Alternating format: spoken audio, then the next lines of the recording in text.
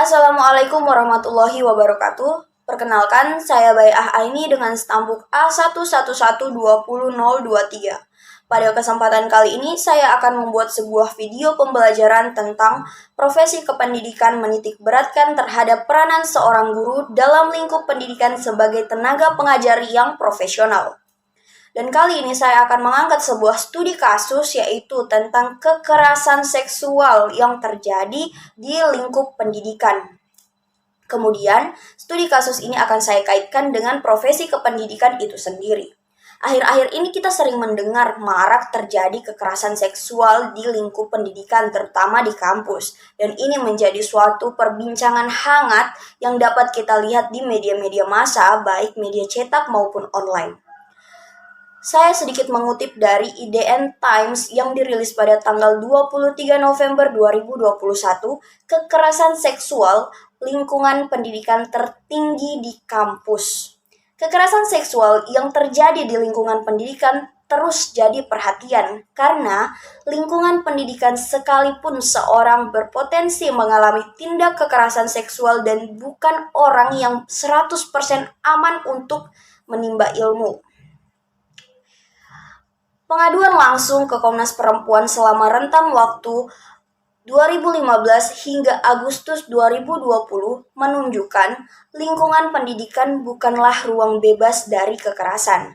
Pada tahun 2015, Komnas Perempuan menerima 3 kasus dan 10 kasus di tahun 2016, 3 kasus 2017, 10 kasus di 2018, dan pada tahun 2019 meningkat menjadi 15 kasus dan 10 kasus hingga Agustus 2020. Komnas Perempuan menilai dengan adanya laporan yang diterima, artinya sistem penyelenggaraan pendidikan secara nasional haruslah serius mencegah dan menangani kekerasan. Kekerasan yang terjadi merata pada semua jenis atau jenjang pendidikan, dari anak usia dini hingga yang sudah berpendidikan tinggi.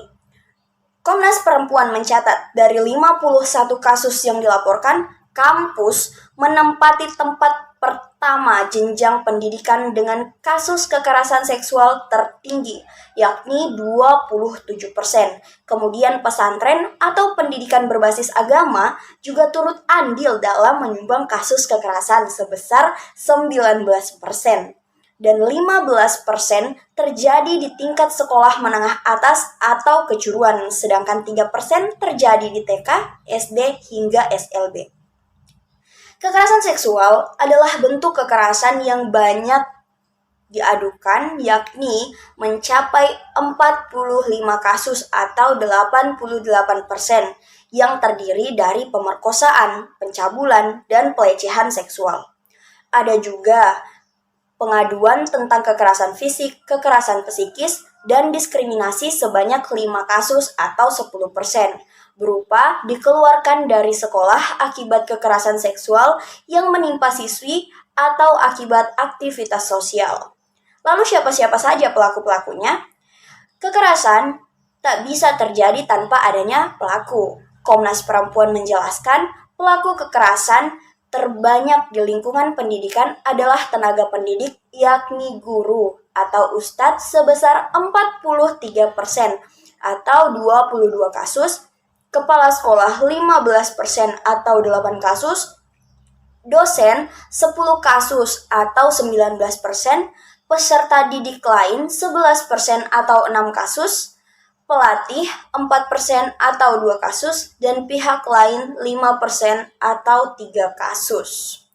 Padahal, guru merupakan suatu atau profesi yang harusnya berperan penting dalam penanganan kekerasan seksual yang terjadi di sekolah. Hal ini berkenaan dengan pengertian profesi kependidikan, di mana profesi kependidikan adalah bidang ilmu kependidikan yang mengangkat materi yang berkaitan dengan profesi seorang pendidik.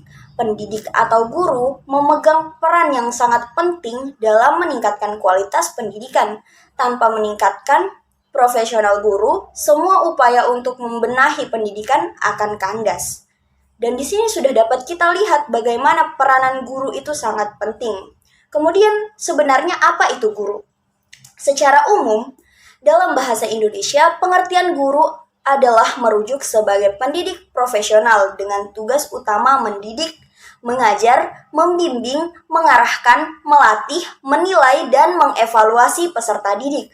Sedangkan pada Undang-Undang Nomor 14 Tahun 2005 tentang guru dan dosen, di sana dikatakan bahwa guru adalah pendidik profesional dengan tugas utama mendidik, mengajar, membimbing, mengarahkan, melatih, menilai, dan mengevaluasi peserta didik pada pendidikan anak usia dini melalui jalur formal pendidikan dasar dan pendidikan menengah.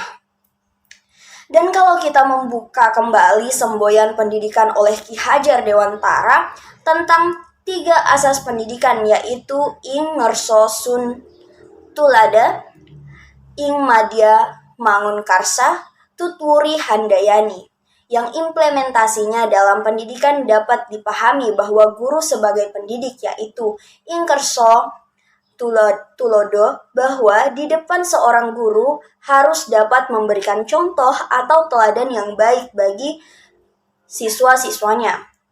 Ing madya mangun karsa, guru adalah pendidik yang berada di tengah siswanya, mampu memberikan dorongan atau semangat untuk berkarya. Dan tutwuri handayani, di belakang, guru adalah pendidik yang mampu mengarahkan atau menopang siswa-siswa pada jalan yang benar.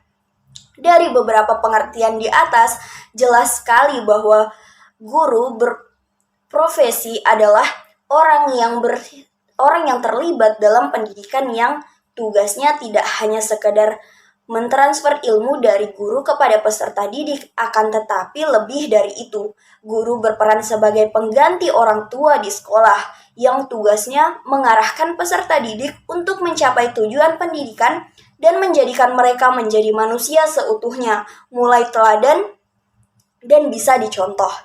Semangat atau dorongan untuk menjadi lebih baik dan membimbing atau arahan agar selalu pada jalur yang benar dalam mengembangkan potensi yang ada pada dirinya. Guru peserta didik agar dapat meningkatkan dan mencerdaskan kehidupan bangsa seperti tujuan pendidikan yang tertera pada Undang-Undang Dasar 1945 alinea keempat, yaitu mencerdaskan kehidupan bangsa. Lalu apa peran guru dalam proses pembelajaran? Menurut Warso pada tahun 2014 dalam bukunya Proses Pembelajaran dan Penilaiannya di SD, MI, SMP, MTS, SMA, MA, SMK mengatakan pada pelaksanaan proses pembelajaran guru mempunyai peran yang sangat penting. Peran tugas guru dalam proses pembelajaran tersebut meliput guru sebagai sumber belajar, fasilitator, pengelola pembelajaran, demonstrator, pembimbing, motivator, dan penilai. Guru sebagai sumber belajar, maka gurulah yang menjadi tempat peserta didik mengenali atau mengambil pelajaran. Sebagai sumber belajar dalam proses penyelenggaraan, hendaknya guru harus memiliki bahan referensi yang lebih banyak dibandingkan dengan siswa, dan guru perlu melakukan pemetaan tentang materi pelajaran. Guru sebagai fasilitator berperan dalam memberikan pelayanan untuk memudahkan siswa dalam kegiatan pembelajaran. Guru sebagai pengelola pembelajaran, guru berperan dalam menciptakan iklim belajar yang memungkinkan siswa dapat belajar secara nyaman melalui pengelolaan kelas. Sebagai pengelola pembelajaran, guru memiliki 4 fungsi umum, yaitu merencanakan tujuan pembelajaran, mengorganisir berbagai sumber belajar, dan memimpin dan mengawasi. Guru sebagai demonstrator yaitu peran untuk mempertunjukkan kepada siswa tentang segala sesuatu yang dapat membuat siswa lebih mengerti dan paham terhadap peran informasi belajar yang disampaikan. Guru juga berperan sebagai model atau teladan bagi siswa. Guru sebagai pembimbing yaitu membimbing siswa agar dapat menemukan atau dapat menentukan berbagai potensi yang ada di dirinya sebagai bekal mereka. Membimbing siswa agar dapat mencapai dan melaksanakan tugas perkembangan mereka, sehingga dengan tercapainya hal tersebut, ia dapat tumbuh dan berkembang sebagai manusia ideal yang menjadi harapan setiap orang tua masyarakat. Tugas guru adalah menjaga, mengarahkan, dan membimbing agar siswa tumbuh dan berkembang sesuai dengan potensi, minat, dan bakat-bakatnya. Guru sebagai motivator. Seorang guru yaitu berperan sebagai motivator dalam proses pembelajaran akan berhasil manakala siswa memiliki motivasi dalam belajar. Oleh sebab itu, guru perlu menumbuhkan potensi belajar siswa untuk memperoleh hasil belajar yang optimal. Guru dituntut kreatif, membangkitkan motivasi belajar siswa. Guru sebagai penilai berperan untuk mengumpulkan data atau informasi tentang keberhasilan pembelajaran yang telah dilakukan. Dengan melakukan penilaian, maka guru akan mengetahui atau menentukan keberhasilan siswa dalam mencapai tujuan pembelajaran. Dan juga guru dapat menentukan setiap program-program yang telah direncanakan oleh guru itu sendiri. Nah, dari peranan guru ini, tentunya kita sudah dapat menyimpulkan bahwa kekerasan seksual di lingkungan pendidikan itu, apalagi bila pelaku-pelakunya adalah seorang pendidik, ini jelas-jelas hal yang sangat tidak bisa untuk dibenarkan atau dimaklumi, karena ini tidak sesuai dengan peran guru yang seharusnya. Dan kemudian, dalam profesi kependidikan atau seorang guru memiliki kode etik. Kode etik merupakan suatu yang sangat penting sebab kode etik adalah aturan-aturan untuk bertingkah laku sehingga pada profesi apapun tentu memiliki kode etik masing-masing. Apalagi kode etik merupakan salah satu syarat untuk suatu pekerjaan dapat dikatakan sebagai profesi. Ada beberapa kriteria yang menjadi standar yang harus dipenuhi sehingga suatu pekerjaan dapat dikatakan sebagai profesi di antara lain. Yang pertama, harus mendapat pengakuan dari pemerintah dan masyarakat. Yang kedua, adanya kode etik. Yang ketiga, mempunyai organisasi profesi yang menaungi. Yang berikutnya, profesi harus diambil sebagai pemenuhan panggilan hidup. Jelas sekali bahwa namanya kode etik adalah suatu yang sangat urgen di samping sebagai syarat guru bisa dikatakan sebagai profesi. Kode etik juga yang akan menjadi salah satu panduan bagaimana tingkah laku profesi tersebut. Kode etik seorang guru yaitu guru berbakti membimbing peserta didik untuk membentuk manusia Indonesia seutuhnya yang berjiwa Pancasila. Guru memiliki dan melaksanakan kejujuran profesional. Guru berusaha memperoleh informasi tentang peserta didik sebagai bahan melakukan bimbingan dan pembinaan. Guru menciptakan suasana sekolah sebaik-baiknya yang menunjang berhasilnya proses pembelajaran.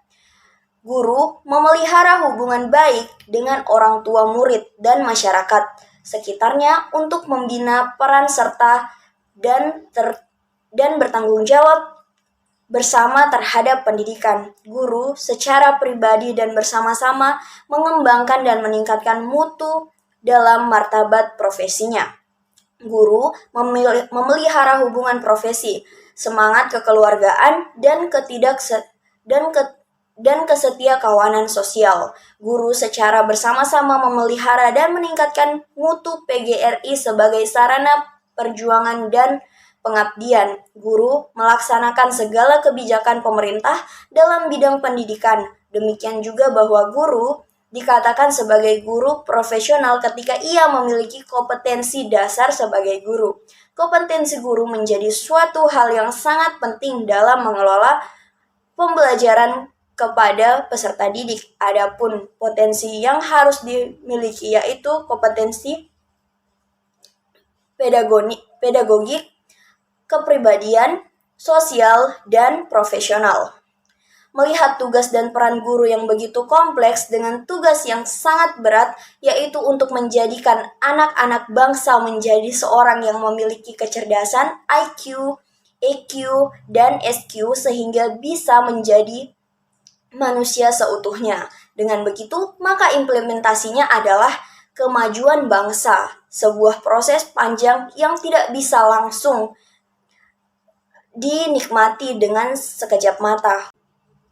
Untuk menunjang keberhasilan pencapaian tugas yang berat ini, maka perlu bagi semua pihak agar mau berbenah serta mendukung peran guru.